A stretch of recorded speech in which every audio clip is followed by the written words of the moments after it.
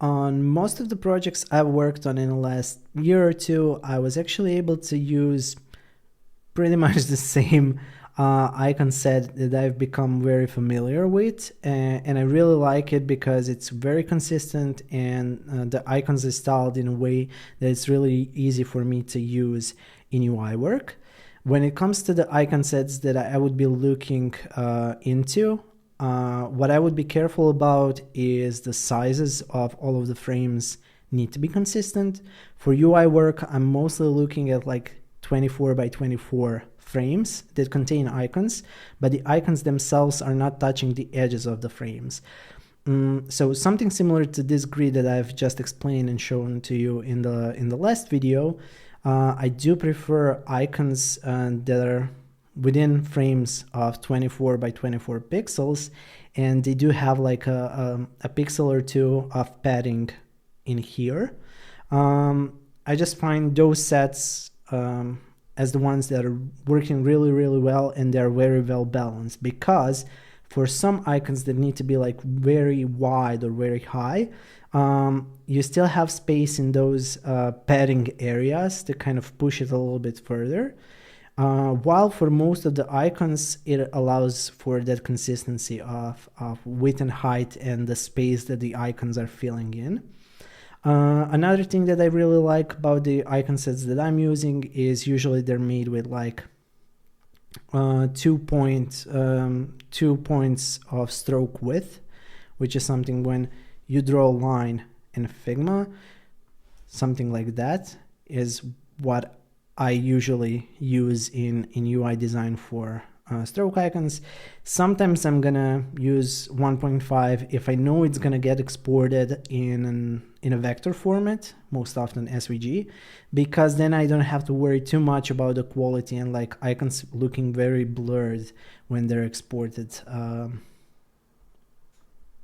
So just to maybe better demonstrate it, you can see I can place this line in here.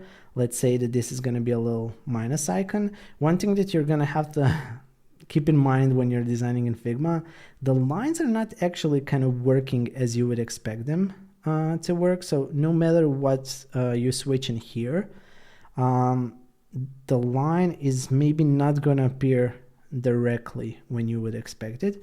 So something like this, where it's 2, this line is centered, but you can see that visually it's not going to be centered because it's actually 1 pixel in the wrong spot. So you can always use the grid that you have to double check that and correct those things.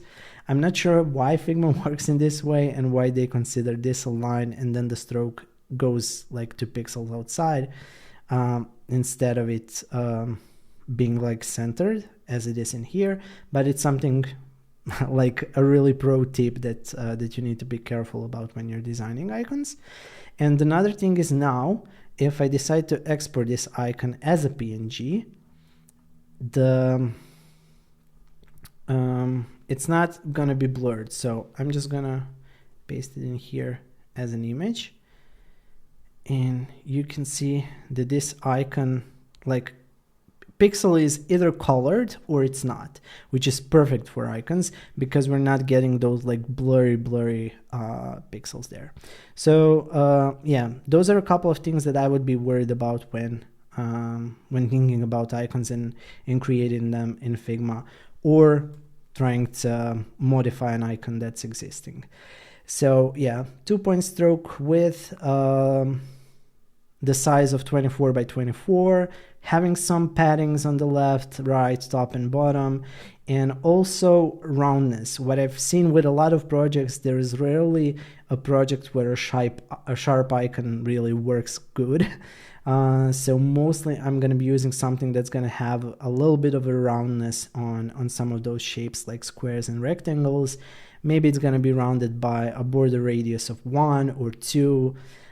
3 or 4 tend to be a little bit too bubbly and too playful for the projects that I'm working on, but just some things to consider. And now for the end of this video, I'm just going to share 2 resources that I really like when it comes to icons. One of them is Stabler Icons. So Google that and I can also add a link into this video. Tabular icons are really great. It's a massive library. It's constantly updated. And another one I really like, because it does come in as a plugin in Figma, is the phosphor icons. And you can see that in here, they all feel very consistent and they're very well designed. And again, to demonstrate, when you put an icon in here, it kind of exists as a group for now. You can create a frame for it. It starts with 32 by 32, but you can easily scale it down to 24 by 24. And when you're importing icons from plugins and also sometimes from the web, you're gonna notice that X and Y axes are sometimes gonna be like weird in Figma. So just make them a full number.